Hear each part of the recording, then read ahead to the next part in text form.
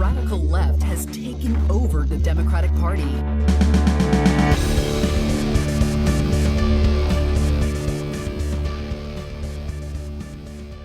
Hello and welcome to Think Progressively, covering politics and all the other chaos life has to offer. This is episode 1, recorded on Wednesday, August 12th from Milwaukee. I'm Joe. And I'm Jason. And on today's episode, we'll be discussing the recent announcement of Kamala Harris as Joe Biden's running mate. But first, the headlines. First up in headlines, we have the DNC coming to Milwaukee next week. Jason, what are you doing for it, man? The same thing as all the speakers are. I will be at home sleeping. Great. I'm super pumped. We finally got the DNC. Milwaukee finally got the DNC. And the world goes canceled. to crap. Just like when we got the All-Star game for baseball. Right. We're cursed. For any of our non-Milwaukee listeners, or at least non-Wisconsin listeners, you need to understand Milwaukee is cursed. We can never have anything good, and whenever we get close to anything, things always go wrong. Every time. Yeah, the Bucks were number 1 in the NBA up until the bubble. We're not here to talk about sports. No, we're here to talk about the convention coming up, which is all virtual. And since Joe Biden will not be coming here, there's really not much to really say why it's in Milwaukee. But we are anyway, because that's what politics is. Convention across America, I believe they're calling it. Oh, that's adorable. Yeah, with speakers like the Obamas, the Clintons, AOC, Bernie, pretty much all of the who's who of Democrats across the country, basically. Which is, I'm going to be honest, not too bad as far as a, lineup. Yeah, I'm okay with that.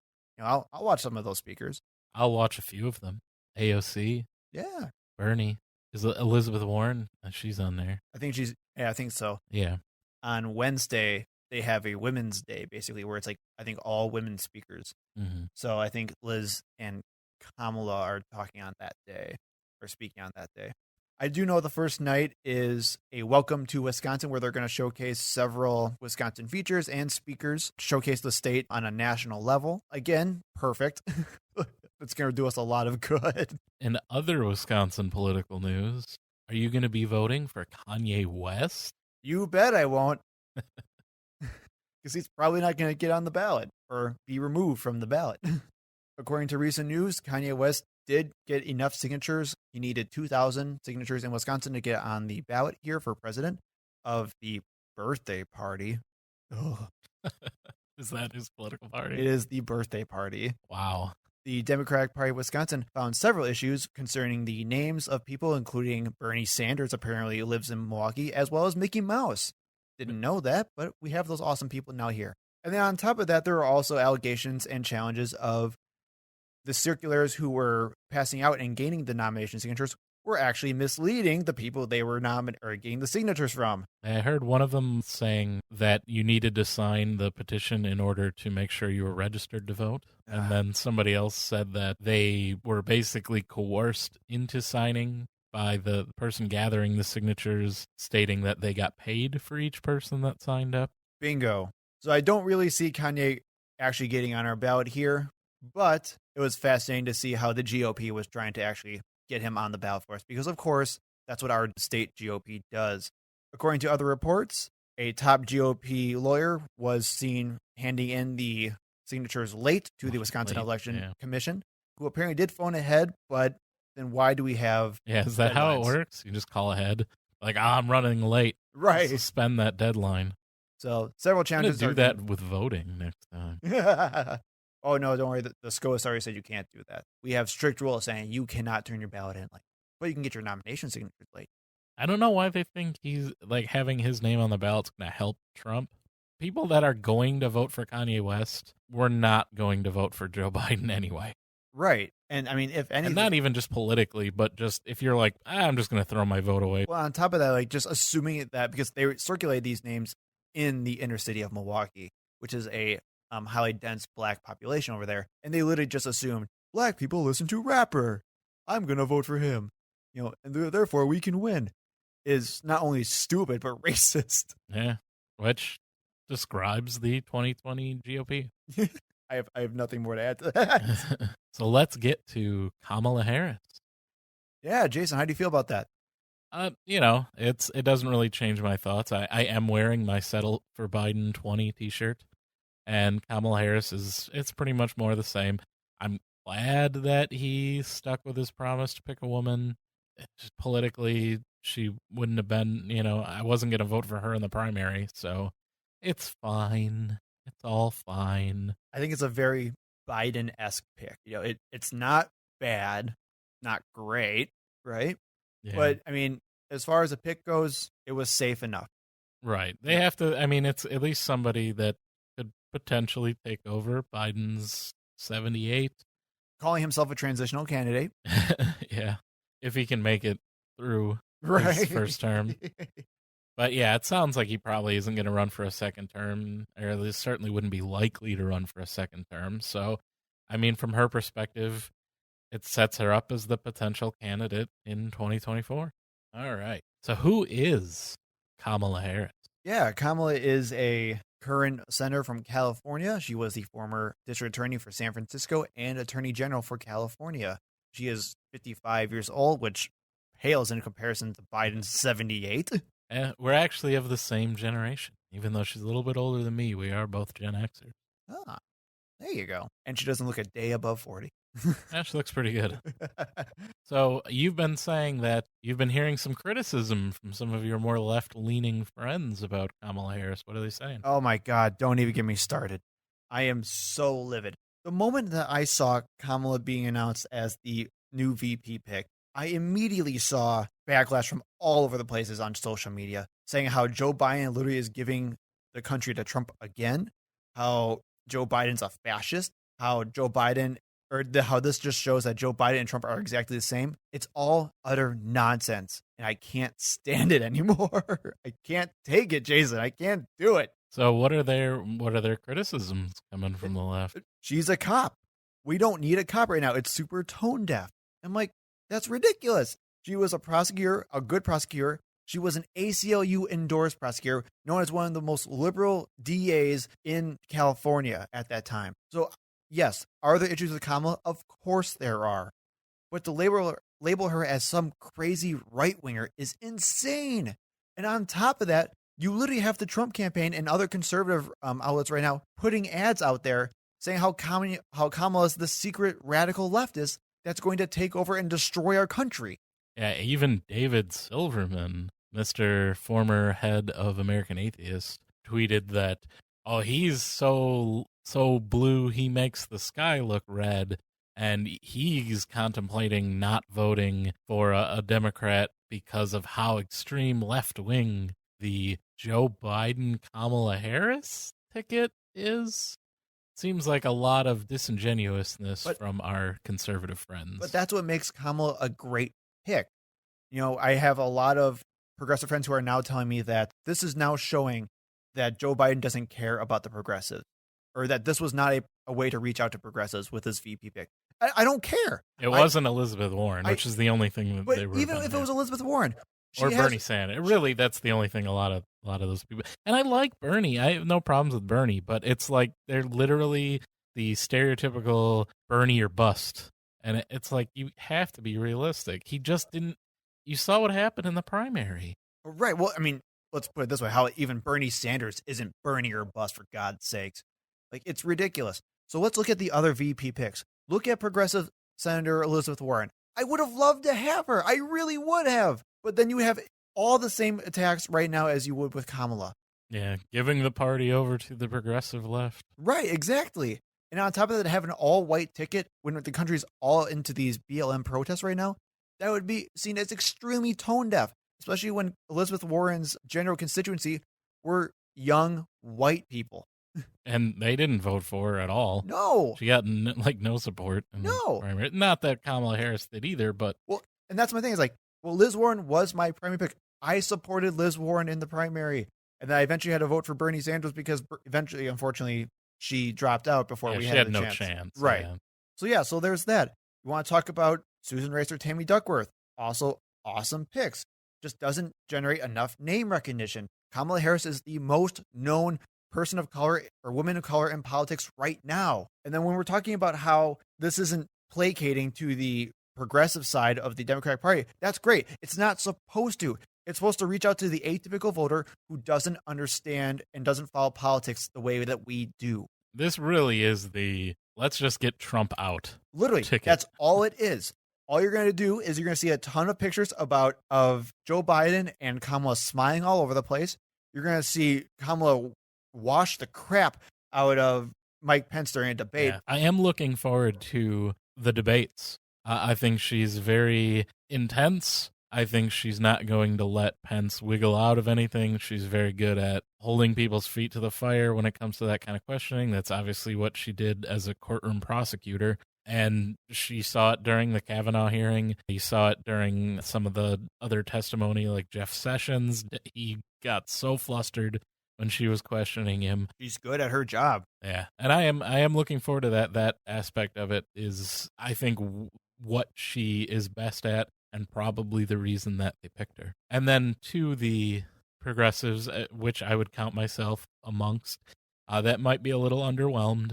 She does have her, most of her problems come from when she was the Attorney General of California, but her voting record since she's been a senator has actually been quite progressive. If I remember correctly, according to GovTrack, she agreed with Bernie Sanders, I think it was like 97% of the time on votes. Like, what more do you want? And on top of that, when people are talking about, oh, well, this isn't going to do anything, this is just identity politics. That's what the VP is. Literally, the point of the VP is to get a couple people or to sway the election a couple points either way. So that's why you have people talking about getting people from Michigan, like Gretchen Whitmer. She was trying to see if she would be a good VP because that helped swing Michigan. Now, while Kamala doesn't help us with... You don't think California is a swing state? Not this time, at least. But she does help out in a lot of places like South Carolina. Now, granted, unfortunately, a lot of Kamala's appeal does also have Joe Biden's appeal, right? I think they do shore up some of the areas that he performed strongly in during the primary. I am glad it wasn't somebody like Amy Klobuchar, since she sold out during the primary to get Joe Biden elected. And for the record, if it was Amy Klobuchar, then I think we'd have a real reason to be upset, right? Because not only is she one of the more conservative candidates on that stage, or she was one of the conservative candidates on that stage, but the idea of having Amy Klobuchar as the VP right now, which, by the way, she was a serious contender until a lot of the Black Lives Matter protests happened because they stemmed out of Minneapolis, it would just come off as completely tone deaf. Yeah, and 100% like a return on a political favor in my eyes. Because she dropped out and Buttigieg dropped out while they were both still doing quite well in the primaries. And it seemed like that was a deliberate attempt to shore up the more moderate, we'll say, Democratic wing so that they would all get their votes together under Biden and win, which is what happened. That is what happened. Strategy. Yeah, it was definitely what happened. But that's the other thing we need to discuss as well is strategies are not corruption per se, right? When you're talking about establishment Dems, we also need to understand that it's not a conspiracy at the same time. They had a strategy. They got the votes they needed. Joe Biden won. Okay, fine. I didn't want Biden to be president. I wanted someone more progressive. It's very clear, these days, at least at this point in time, the moderate centrist Democrats outweigh the more left. Right. Still, as of right now, according to demographics, the typical Democratic voter is still, we'll say in the 50s to 80s, white, a little bit more conservative leaning, old school Democrats. Not Antifa super soldiers like us. Like us. Okay, comrade Jason. That's my horrible Russian accent. That's pretty bad. Jesus. See, that's your generation. You didn't grow up listening to Boris and Natasha. I did not know. Yeah. But I think there are some decent criticisms of Kamala. I have no problem with that, right? The idea of she is constantly switching over her opinion to see what's, I guess, more trendy, I guess you can say. She doesn't really have a really strong belief system. As far as marijuana was concerned, she just recently changed her mind about legalizing marijuana, which is a big criticism of her, even though she does support legalization now. There's accusation that she covered up evidence or tried to withhold evidence. Yep. to not overturn a conviction that she prosecuted in California, that she would be a more law and order candidate than a progressive would generally. And I mean, to me, I don't know. I guess maybe we should do a separate episode about defunding the police too, but that's on our list. Good.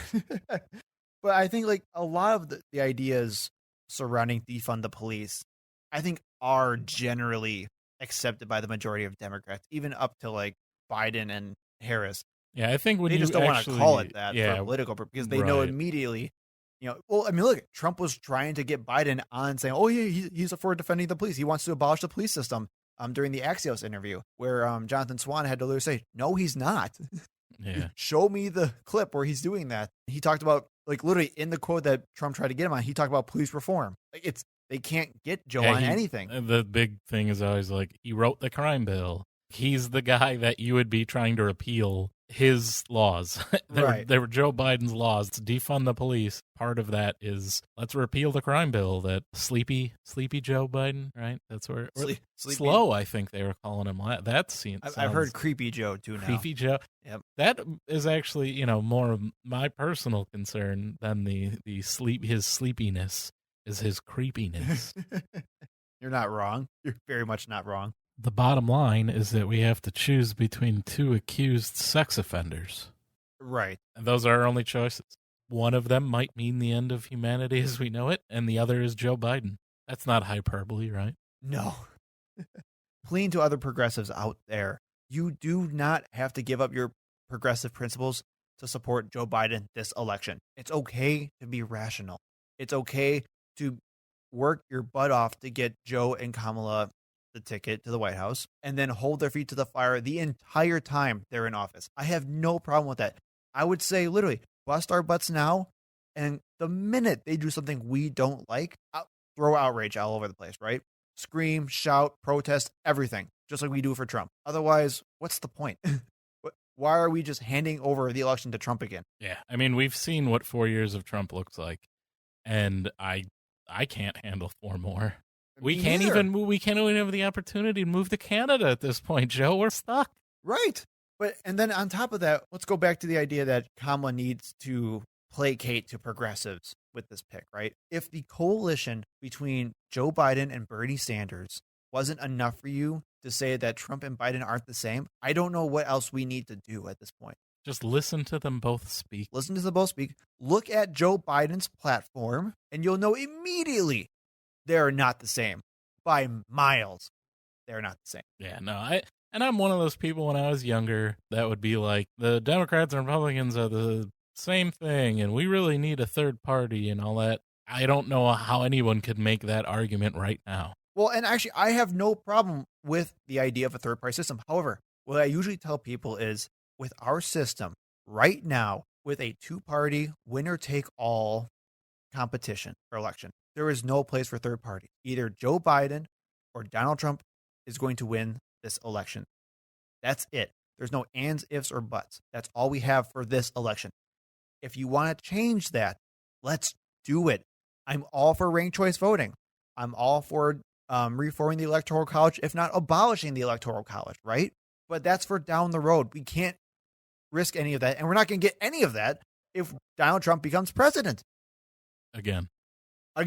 I know it's hard to think of that it ever happened the first time. I'm still in a daze from 2016 after all these years. But if you've learned nothing else, friends, take away this. Go into the election booth or, mail it in at this. I would say drop it off. Get your mail-in ballot, your absentee ballot, whatever it may be, in your state. Fill it out. Go take it down and drop it off personally, because it seems like the post office may not be a reliable courier of your vote these days, thanks to our terrible, terrible president. Just go support the Democratic nominee and the potential first vice president who is a woman of color. Just go do it. Thank you for listening. We hope to see you in the next episode. You can find us on Facebook and Twitter at ThinkProPod. You can email us at thinkpropod@gmail.com. And remember, when in doubt, think progressively.